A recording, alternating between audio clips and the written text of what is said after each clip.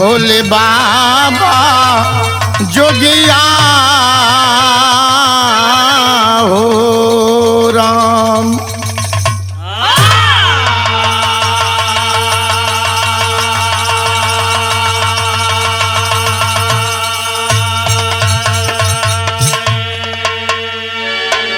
मैं लोग गायक अर्पित सिंह पूरी पार्टी सहित सिराज हिंद जौनपुर की धरती से लोक संगीत विरहा को सुनने वाले तमाम श्रोता बंधुओं का यथोचित नमस्ते प्रणाम सलाम करते हुए आदरणीय गुरु दीपक सिंह के श्री चरणों का ध्यान करते हुए एक अनोखी कहानी सुनाने जा रहा हूं। श्रोता बंधु तमाम प्रेम कहानियां सुने होंगे, लेकिन यह कहानी सारी प्रेम कहानियों से हटकर रहेगी। 4 लाइन हमारे कवि श्रेष्ठ आप सुरेंद्र नाथ यादव जी भूमिका में भाव दिए हैं।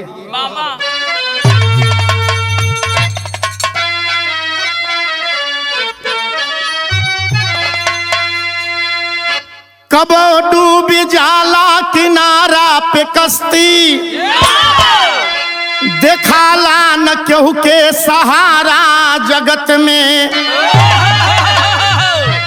बान्हल प्रीतिया जगतिया न माने,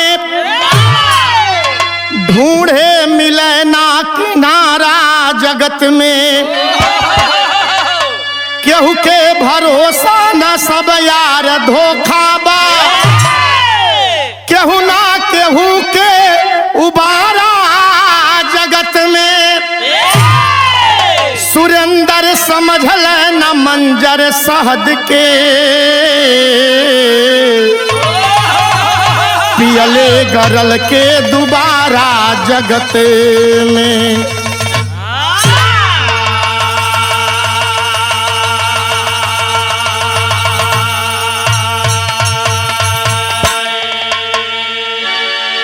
सुरेंद्र समझल न मंजर शहद के, अब पियल गरल के दोबारा जगत में। एक लाइन गजल के बान की लगल बे मास्टर भैया कैसे?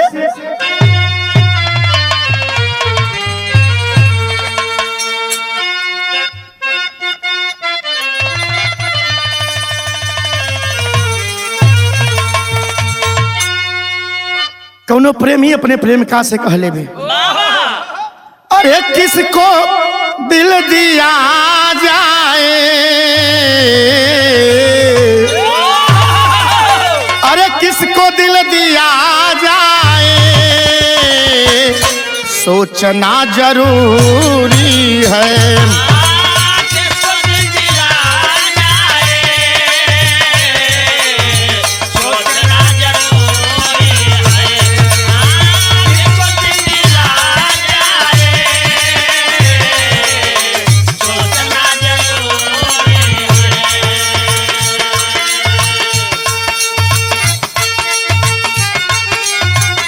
किसको दिल दिया जाए, सोचना जरूरी है, सोचना जरूरी है, दिल दिया जाए,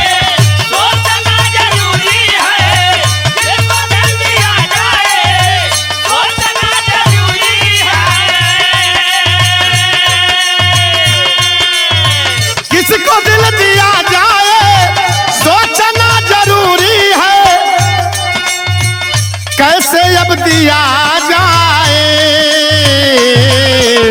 सोचना जरूरी है।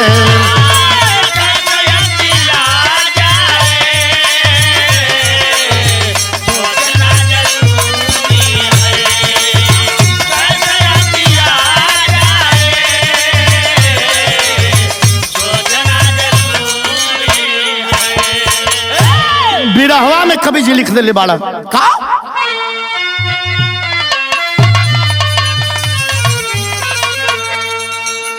अरे प्यार का सितम कैसा,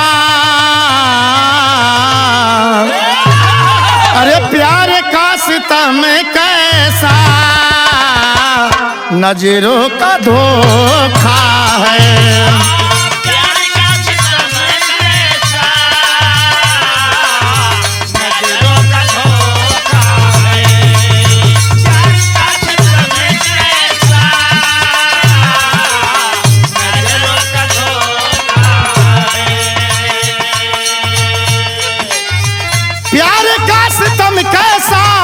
नजरों का धोखा है।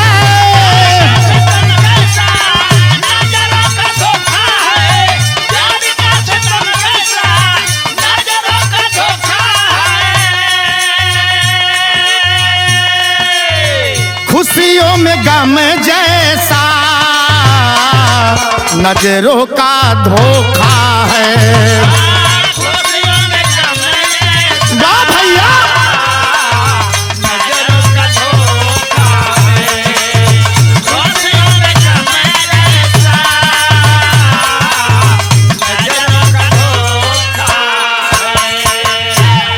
विरह के शुरुआत यही से हो गई हो भैया।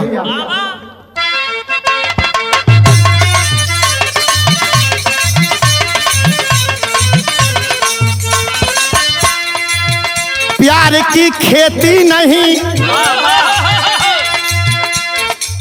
प्यार की खेती नहीं दिल में पनप जाता है। प्यार की खेती नहीं दिल में पनप जाता है। नजर का खेल है कहीं भी चहक जाता है।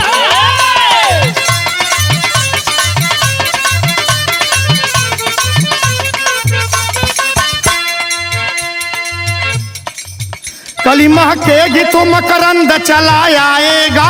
कली महकेगी तो मकरंद चला आएगा। मिला तो या मैं ना तो लात घूसा खाएगा।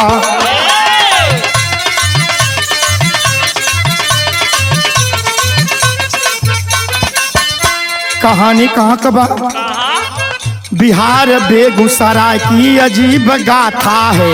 बिहार बेगूसराय की अजीब गाथा है। देवी दिन गल्ला घूम करके वो तौलाता है। बेटा हेमंत पढ़ता बीए में होनहार रहा। बीमार पिता हुए बेटा समझदार रहा। लेके बाइक हेमंत गांव चला जाता था। लेके बाइक हेमंत गांव चला जाता था। अनाज खरीद कर गोडाउन में रख आता था।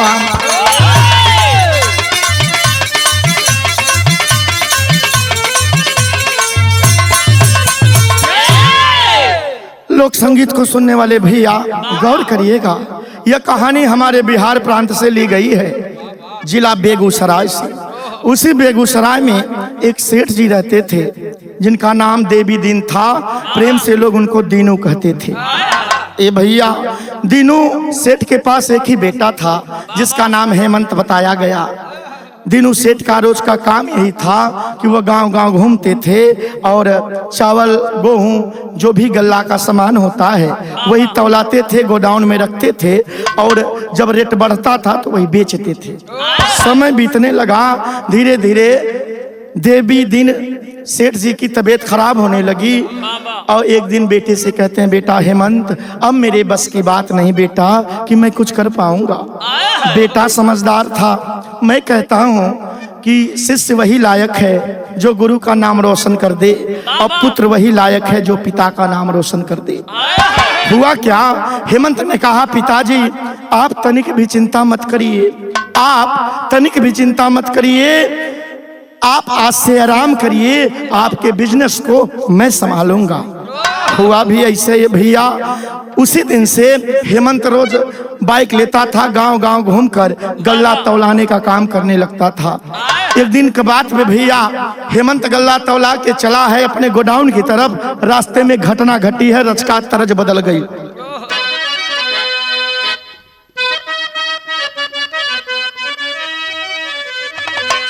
अरे एक दिन खातिर बन जाता सोनार मोर बलमुआ।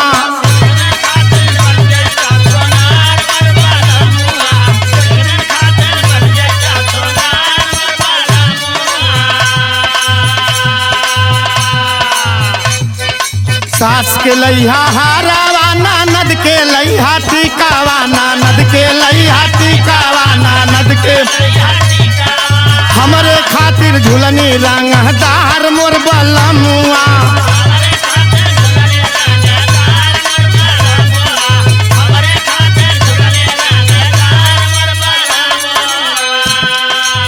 बिरहवा में का भइल बा, एक दिन बोरा लदले अइले खड़ी दोपहरिया।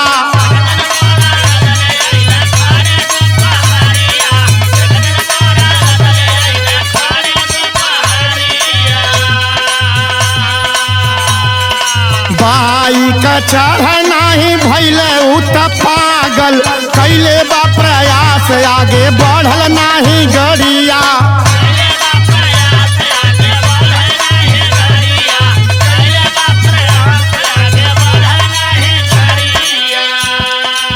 लोक संगीत के सुने वाले भैया उ हेमंत देवी दिन का जौन बेटा बा पिता घरे सुतल बाड़ा बीमार बाड़ा और वही दिन से उ काम पे लगल बा। एक दिना के बाद बा मुन्ना चचा बाइक पे बोरा लदले बा और जब अपने गोडाउन की तरफ बढ़ल बा बीच में नहर पड़ल बा, एक पुलिया पड़ल है।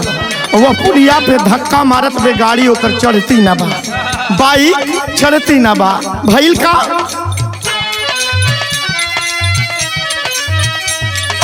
केहू ना दिखाला रहल सकल शरीरिया।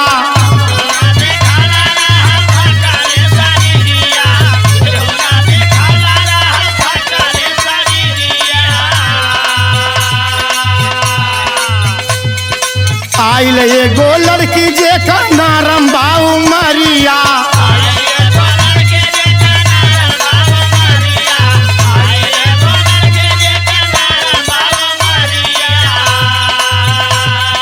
केहू नाही दिखल रहल थकल शरीरिया।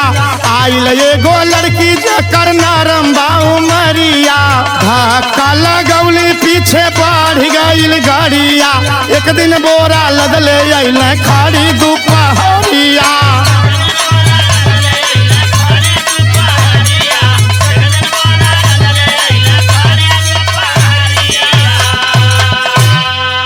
लोक संगीत के सुनने वाले ये भैया गौर करिएगा हुआ क्या। अब हिन हेमंत वही खड़ी दोपहरिया में लू चलत बा और गाड़ी के धक्का देत बाड़े, बाइक के धक्का देत आड़, लेकिन बाइक पुलिया चढ़ती ना बा। तब तक वही नहर के पास घना जंगल बा, वही जंगल से की बड़ी खूबसूरत लड़की आइल बे। कलश की कहिए तो मैं धक्का दे दूं। हेमंत कलश की अगर इतना कह दे तो मजा आ जात भाई। अब हैंडल ही पकड़ ले बा बाइक का और पीछे से धक्का दे ले बे, बाइक चढ़ गई।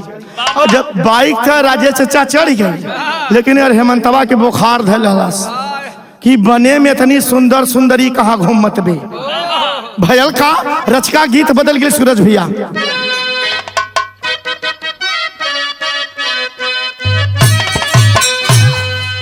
हाय देखी कौनो लड़की के कौनो लड़का कहले बे, का कहले बे सूरज भैया। अरे चढ़ल जवनिया में डांट तारू गोर को।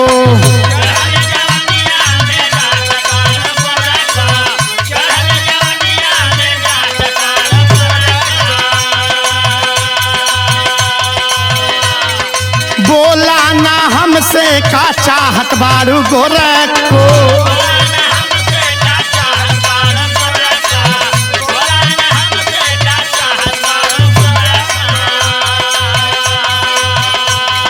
चढ़ली जवनिया में डांट तारू गोर को। बोला ना हमसे का चाहतारू गोर को। मन कर तोहरा से मार लही माजा।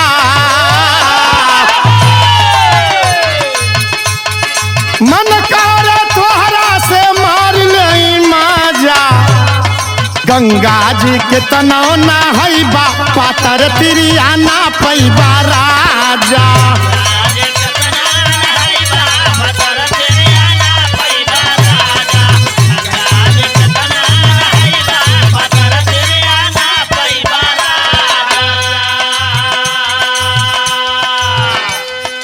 दूसरा दिन आइल बा दोपहर पहरावा।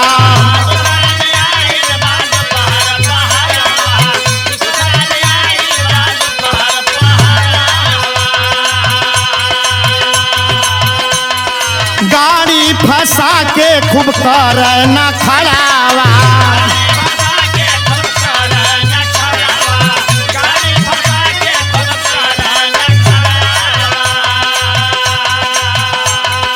लोक संगीत के सुनने वाले भैया गौर करिएगा।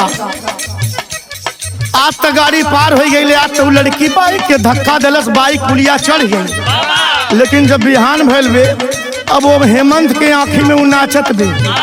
बिहान भैले फिर गेहूं का बोरा लदले अब बाइक ले ले आयल बे, जानबूझ के बाइक रोक देलस और लगल जो है कि कल यहाँ तो आयल हले आजो आए जा। दूसरा दिन आइल बा दोपहर पहरावा, गाड़ी फंसा के खूब करे न खड़ावा।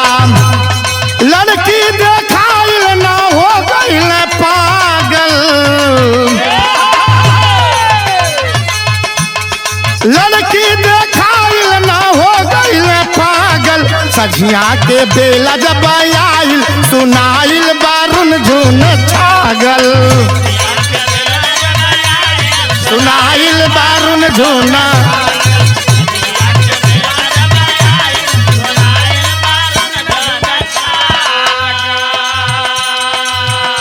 लोक संगीत के सुने वाले है भैया, धीरे धीरे सूरज भैया दोपहरिया से समझा हो गया। हम कहिला कि प्यार का खेती ना हो, प्यार कब हो आँखी से आँख लड़ी गई और प्यार हो जाला। अब ये भैया समझा भइल बे, अब फिर वही जंगल से राजे से चौलैकिया निकल बे। तब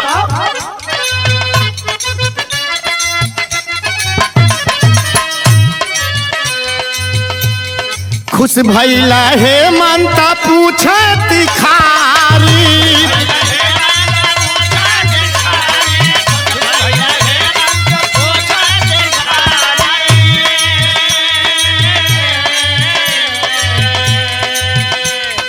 कहवा तू रहलू ये मैना कुमारी।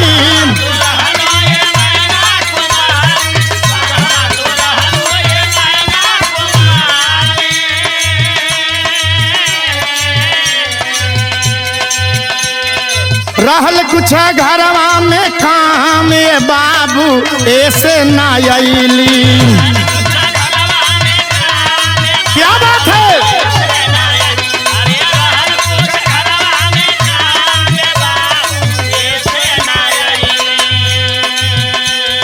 हेमंत पूछला नाम तब आपन पूनम बतवली।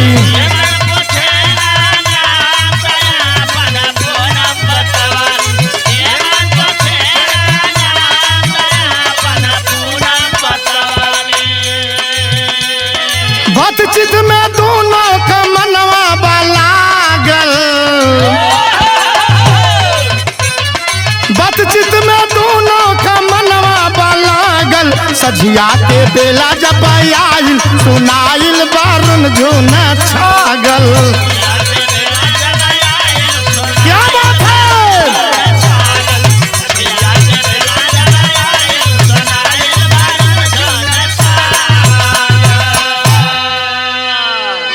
लोक संगीत के सुने वाले ये भैया गौर करिएगा, धीरे धीरे दोपहरिया से सुरेश भैया संझा हो गई और वही जंगलवा में से मुन्ना भैया फिर लड़कियां आई गई।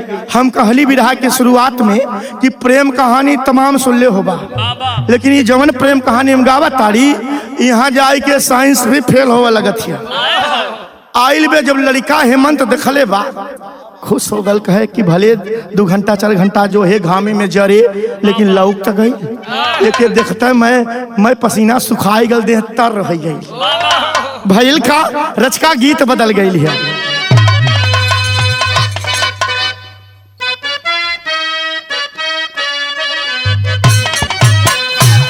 हही देखा कौन दुल्ही का दुल्हा खुंसाई गल और दुल्हन बड़ी नोछराय के मनावत है। कैसे मनावत है, अरे राजा हो तो है कैसे मनाए,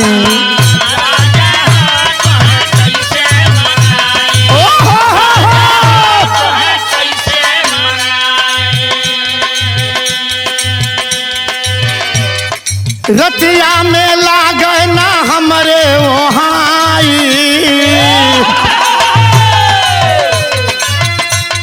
रतिया में लागे ना हमरे वहाँ। राजा हो तो है कैसे मनाए,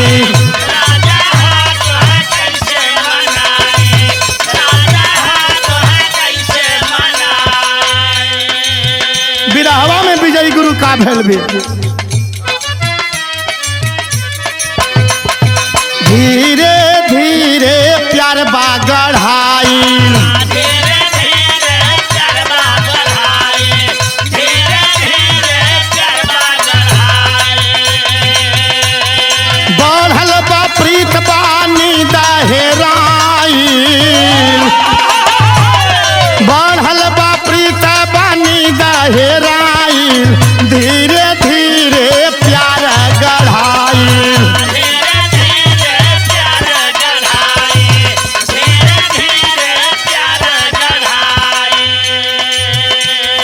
भैया ई रोज का मिलना चालू हो गया। एक दिना, 2 दिना, 4 दिना, 5 दिना, 6वें दिना तो प्यार परवान चढ़ गया। और जब ये लगल पट्ठा हेमंतवा खोती खोदा करे, वो लड़किया जवन बे पूनम डांट दलस कह सुना, हम अम्मी उम्मे के जिन जाने मुन्ना चाचा, हम अम्मी उम्मे के मत जाने, हम बहुत शरीफ खानदान से बाड़ी और बड़ी सभ्य बाड़ी। तो कहे प्यार न कैले हो, कहे प्यार कैले हिला लेकिन ऐसे छुए देब ना। तो कैसे छुए देबू? कहे जब बियाह कर बात तब भइल का।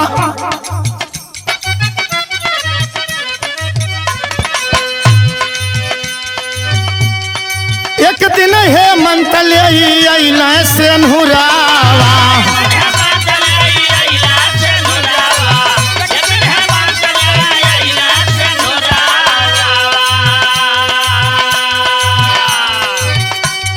मंगिया सजा के खूब कैला दुलरावा।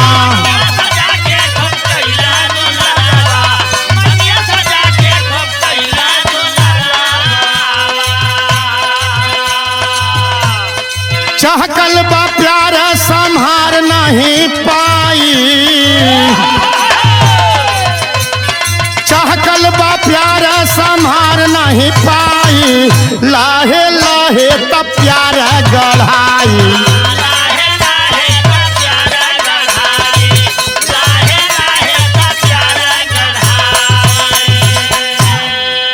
लोक संगीत के सुनने वाले भैया गौर करिएगा, हेमंत कलश की तो हम बियाह करे के है ना, तो हम जिस्म से प्यार ना कैले है, हम दिल से प्यार कैले है। तू रुका, भागल भागल गैल बे जमन उठे बोरिया लदले बा गेहूं का, वही गोडान में पटक के और लप दिना गल बगले में खे दुकान में बनिया का, वहीं से 2 रुपया का सेनू खरीद ले आयल बे, मांगी में भर देलस।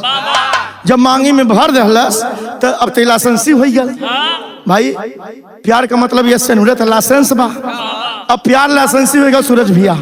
और जवन करे के तवन तक कई गल, अब करे का मतलब मुहे जब शेरे के खून लग गया, घरे गल के बाबू पिताजी कहला का भैया, देवी दिन कहला का भैया, कहे गोदाम में बहुत चोरी होती है, तो आज राती से वहीं सुता। देवी दिन कहना भैया बड़े भाग्य से तो है पौली कि हम बीमार भैली, मैं बिजनेस तू संभाल ले। पहले बताए कि पुत्र वही लायक है जो पिता का नाम रोशन कर दे, और शिष्य वही लायक है जो गुरु का नाम रोशन कर दे।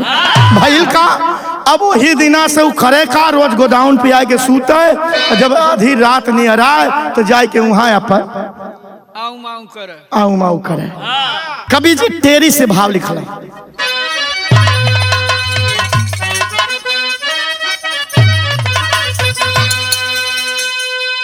अफसाना धीरे धीरे सज गया, अरे राम अफसाना धीरे धीरे,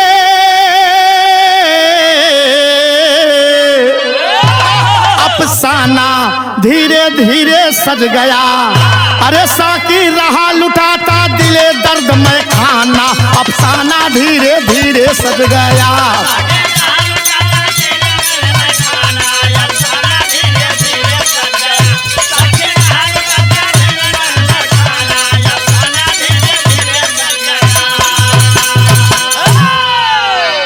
साकी रहा लुटाता दिले दर्द में खाना, अफसाना धीरे धीरे सज गया।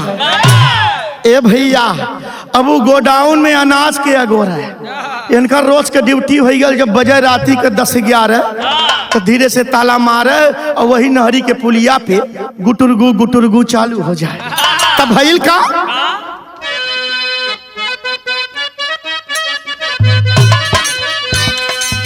जहिया से नहिया बा लागल, बचवा प्यार में भइल पागल, धनिया भी दिल से अनुरागल, हार ओढ़ा के ओढ़नी, लगल छील के खाए सिंघाड़ा, मिलके दोनों पढ़े पहाड़ा, सूझे शीत घाम ना जाड़ा, प्यार सधा के ओढ़नी, दिन दिन बढ़ल प्यार के खेला, भूले दुनिया का झमेला। रहना पावेला अकेला, धार ओढ़ा के ओढ़नी। बरसल बिन बदरी का बादर, उमड़ल मंद मंद बा सागर। गागर लूट लिया सौदागर, यार ओढ़ा के ओढ़नी।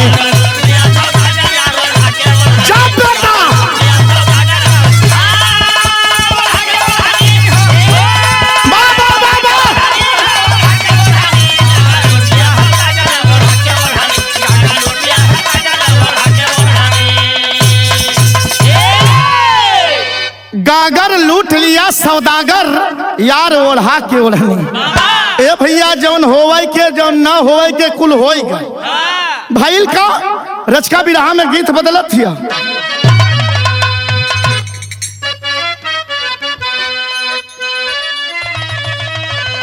आय हाय रे, हई कुल गीत का कोनो जोड़ ना हो भैया। अब तक सा गावत हुआ गवैया सोचत हुआ का गाय नहीं की रतिया भर में दुनिया हम जान जा। लेकिन हई कुल गीत देखी, कौनो दुल्ही का दुल्हा जितू भैया गजेड़ी मिली गई। ससुरा से नैहर आइल बा, सखी कुल कनी का हो ठीक ठाक हुआ ना। कहे कुल तो ठीक है बहनी, लेकिन दो गला बहुत गांजा पियाला। का कहले रहा,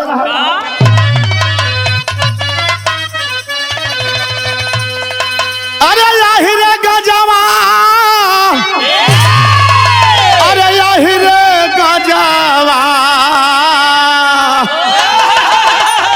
कह सैया भैल ना से बाजवा, आही रे गाजवा। सैया भैल ना से बाजवा।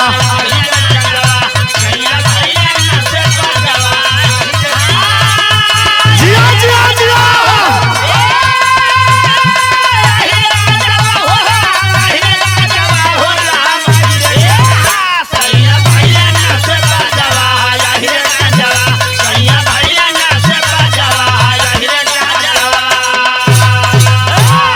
लोक संगीत के सुनने वाले भैया, वो जवन पूनम लड़किया उसे मिला हेमंत से।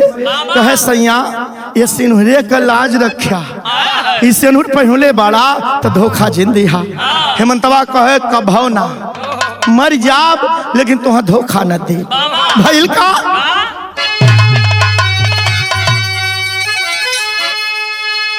अरे बारे सजना, अरे बारे सजना, हमारे बारे सजना। टूट ना पावे सपनवा, हमारे बारे सजना।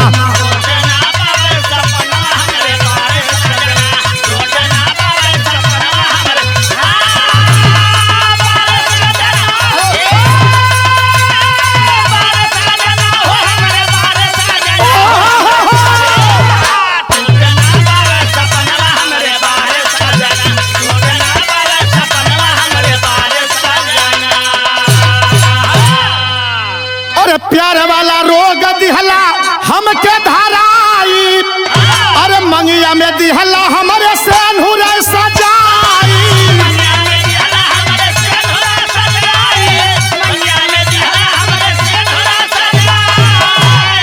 अरे सेनुर का लाली रखी हम, अरे आखी का रतानवा बारे सजना। टूट ना पावे सपनवा बारे सजना।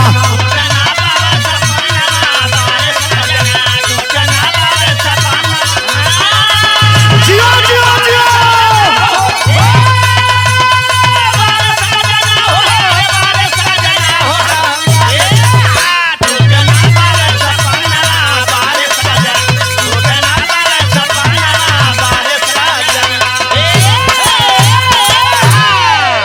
लोक संगीत के सुनने वाले भैया गौर करिएगा। भइल का हेमंत रोज मिलत बाद आवत बा। एक दिन हेमंत वो लड़किया पूनम से कलश की, पूनम हम कल नहीं आई। लड़किया का काहे नहीं बा। हेमंत बतावत बे, बिरहा का आखिरी गीत लग गई।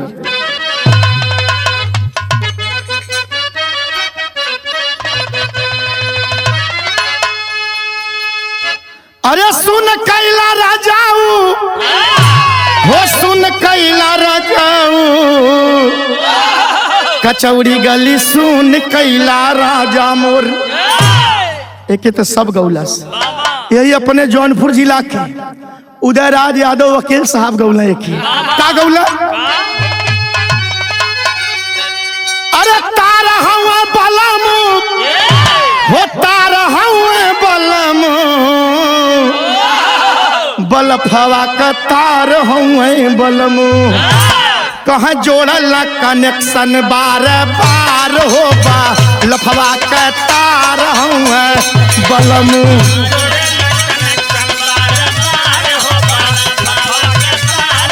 जिया बेटा,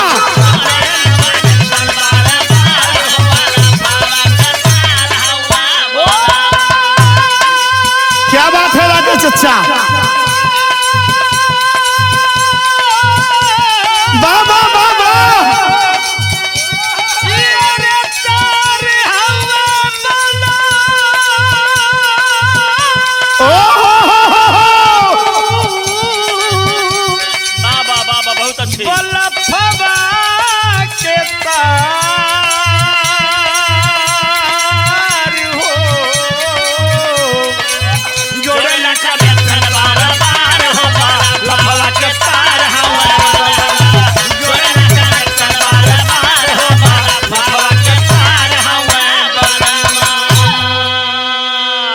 बिरहवा में कवि जी लिखले बाड़ा उ हेमंत पूनम के समझावता। अरे थोड़े करी हरनिया वो थोड़े करी हरनिया, जिया जनी थोड़े करी हरनिया, आइब नाही कालू यही ठौर होती, जिया जानी थोड़े करी हरनिया।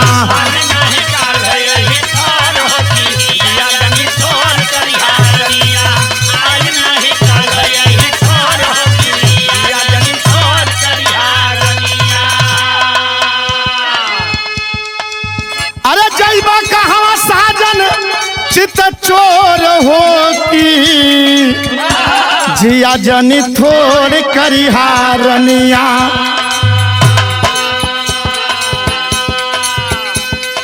आइब नाही काल हो यही ठौर होती, जिया जानी थोड़ करी हारनिया।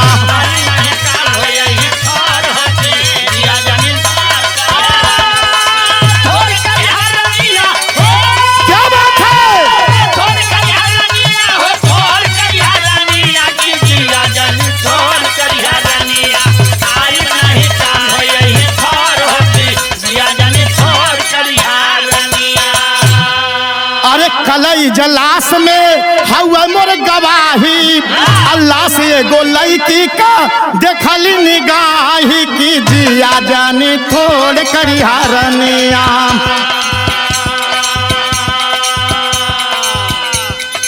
पपिया मुँह रहल चोर होती, जिया जानी थोड़ करी हारनिया।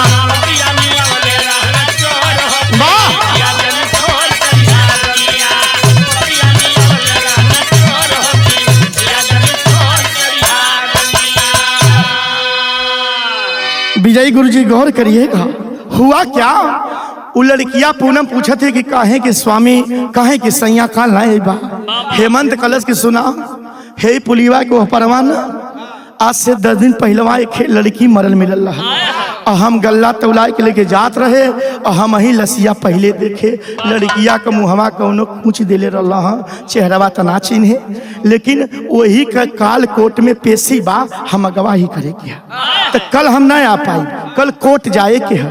लड़किया कहे जी सरकार जा सकाला, गैल बे हेमंत कोर्ट की तरफ, भाव पापट में लग गए।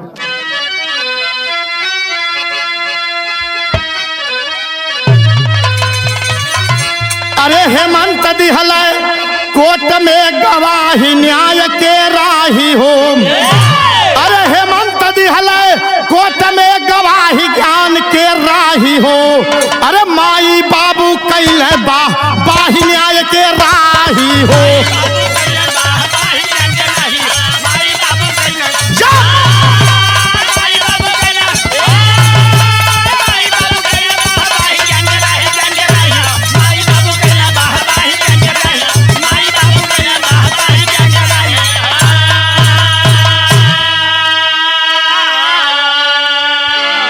ए भैया, हेमंत कोर्ट में गवाही देता है। जो जल्लाद उस लड़की को मारे थे, कोर्ट ने सजा जब सुनाई है, माता पिता बूढ़े हाथ जोड़ के कहते हैं हेमंत से कि बेटा, तेरे जैसे सपूतों की जरूरत इस दुनिया को, इस संसार को, इस जगत को है। यदि हर बेटा ईमानदार तेरा जैसा हो जाए तो देश से बलात्कारी मिट जाएगी। भयल का हेमंत कहला कि बाबू, आपके लड़किया का नौवा का रहल बाबू, हम ओके देखलो ना रहली। माई बाबू कह तारा का पूछ जब लड़की के बारे में, अरे पूनम नाम बतैल हो। आश्चर्य से भर गया हेमंत, फोटो जब देखैल हो। गौर करिएगा, कहानी यही साफ हो रही है। माई बाबू कहल भैया, तू भगवान हुआ, बिटिया तो ना रहल, लेकिन इंसाफ मिल गल, ओके करेजा ठंडा हो गल। हमरे बिटिया का नाम पूछत हुआ, ओकर नाम पूनम है। जब हेमंतवा सुनलस पूनम तक धक्का लगल कि हमरो वाली का नाम पूनम है। बाबू कहला लड़किया का पूनम का पिताजी कहे बेटा हैया फोटो है देखा। और जब फोटो देख ले बे हेमंत, धरती नीचे से सरखे लगल कि जौने से हम मिलीला ये तो वो है बा।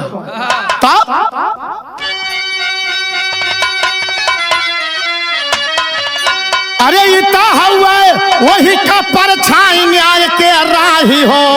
हे विधनाई कैसन बात, तबाही न्याय के राही हो।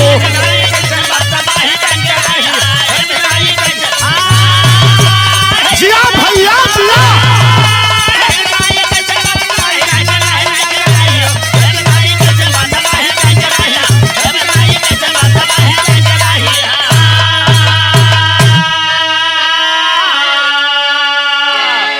जब देखले बे वो हेमंत ओ पूनम के फोटो के, धरती कांपे लगल कि हे भगवान, यही से हम प्यार कैले, यही से बियाह कैले हिला, और मर गई बा। भयल का आल्हा में प्रमाण लग गल।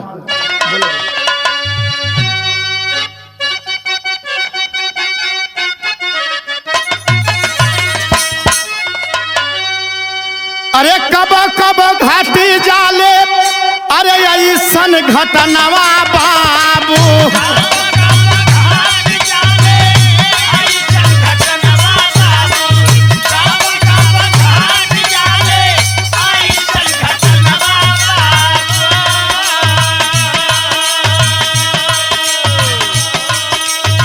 धोखा हो लाया खिया के रात भिनु सार।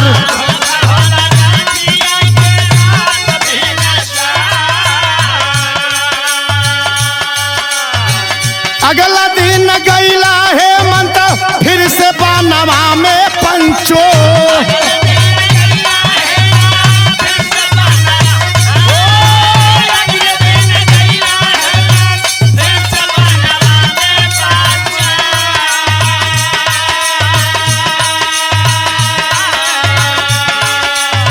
जहाँ पे कारत रहली पूनम इंतजार।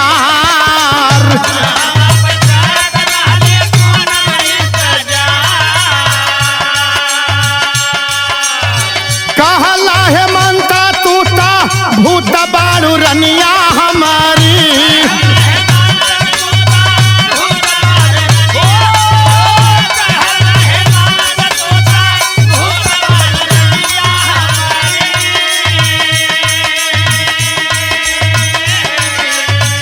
कैसे कहो अब सपना हो साकार।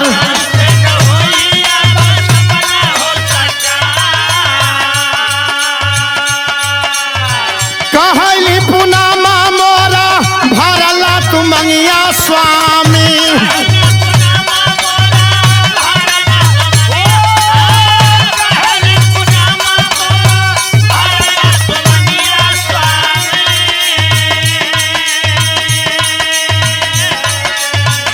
अब तबानी राजा हम पत्नी हो तो हार।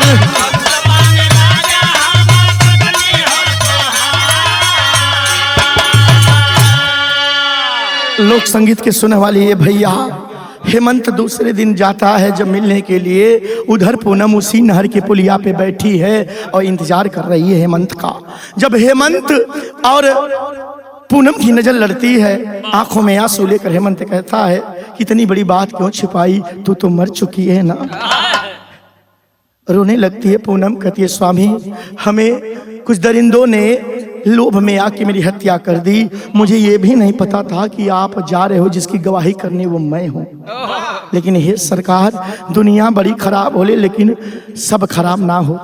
आपका आचरण, आपका व्यवहार देख के हम प्रेम कर बैठली, हम भूल गई कि हम प्रेत थिला। ए भैया दोनों रोवा ताड़ा। हेमंत कहत बा कि अब आगे की जिंदगी कैसे चली, तू तो एक आत्मा बाड़ू। उस समय समझाए के बात सदर में कह लेबे का।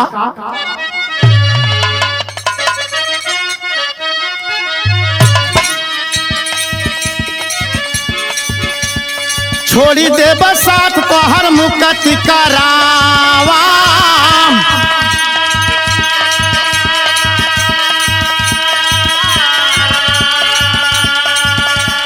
तोहरे हाथ होई जाई मोरा उद्धार।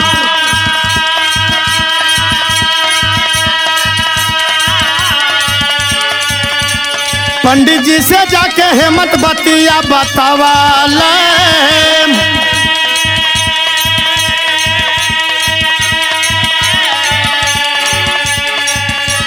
साधना जुटा के पंडित करे मंत्रोच्चार।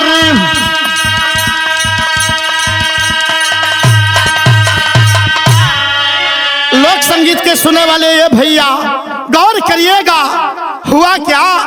हेमंत कहता है कि ठीक है, हम मांग में सिंदूर भर ले बाड़ी, अगर हमारे दुआरी द्वार अर्थी ना गईल तो कम से कम ये दुनिया, ये प्रेत योनि से तो हम मुक्ति दिया देव, तब ये सिंदूरे का कीमत अदा हुई।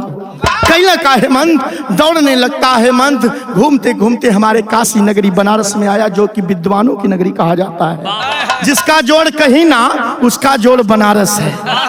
भाई हुआ क्या, विद्वान ब्राह्मण पकड़ता है, उनसे सारी बात बताता है। विद्वानों ने कहा कि आत्माएं बुरी नहीं होती, ठीक है, मैं उस बच्ची के लिए कुछ ऐसी पूजा, ऐसा तंत्र करूंगा कि उसे मुक्ति मिल जाएगी। बिरहा के खड़ी में लिखल गल कैसे।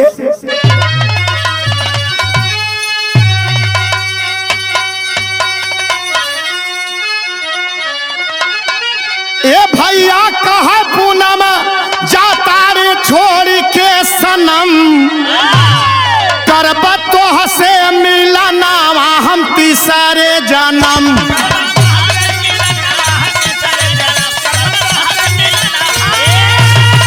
जिया बेटा जिया,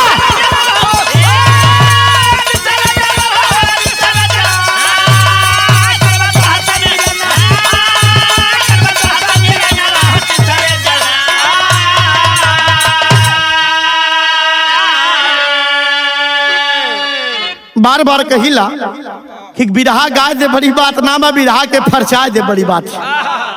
तीसरे जन्म, दूसरो जन्म कभी जी लिख सकत रहला। तीसरा जन्म का मतलब पहला जन्म तो मुई गईल बा, दूसरा जन्म प्रेत योनि में भयल है। लोग कहते हैं प्रेत नहीं होती। मैं एक बात साफ कर दूं, पढ़ा लिखा समाज बिरहा सुनता है। 84 लाख योनि है, 84 लाख ईश्वर ने जीव बनाया, जमे कीड़ा बिच्छी कुकुर बिलार गाय भैंस, ओमे हम आप मनइयो के बनौले बा। और सबसे चालू हम ही आप हिला, हम आप इतना चालू हिला कि जौन भगवानों से सट्टाबाजी करीला। हमार फला काम पूरा करवा तो तुम्हार कथा सुनब, हमार फला काम पूरा करवा तो तुम्हार करहिया चढ़ाई। तो कितने चालाक हुए। उसी तरीके से उन 84 लाख योनियों में एक योनि सूरज भैया प्रेत योनि भी आती है, जिसको साइंस भी मानता है, विज्ञान भी मानता है कि प्रेत होते हैं। तीसरे जन्म बताए, पहला जन्म मरी गई, दूसरा जन्म प्रेत योनि में भटकत हो, अब तीसरे जन्म जब जन्म ले तो कहलस कि तुझसे मिलना होई, फिर तो है दुल्हा मानव, लेकिन तीसरे जन्म। तो अरे पंडित जी पूजा पाठे अरे कैला भरपूर हो, अरे मुक्ति मिलल आत्मा के चली गई दूर हो।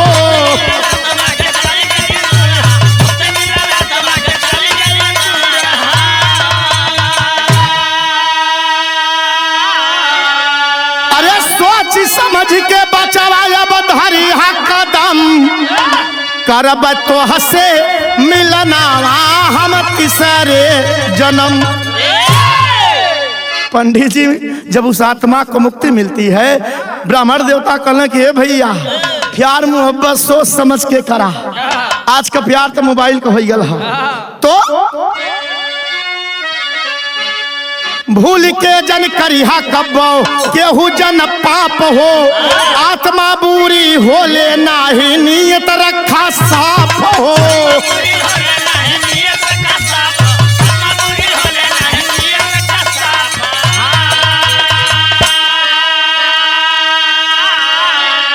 अरे ईश्वर कृपा से कुल है मिट्टी है भरम, गर्भ तो हसे मिलनवा हम तीसरे जन्म।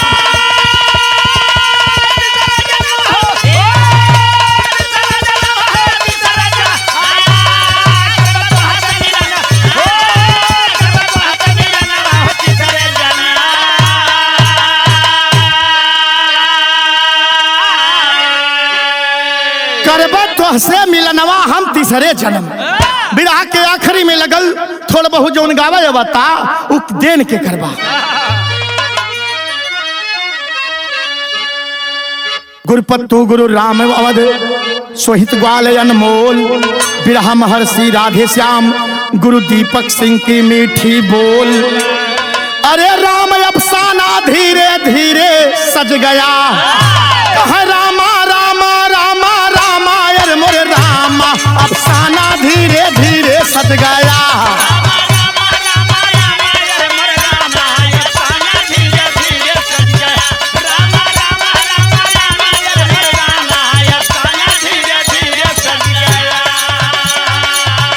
अर्पित कभी सुरेंद्र ना हो, अर्पित कभी सुरेंद्र ना, अर्पित कभी सुरेंद्र से जगमग जमाना, अफसाना धीरे धीरे सज गया।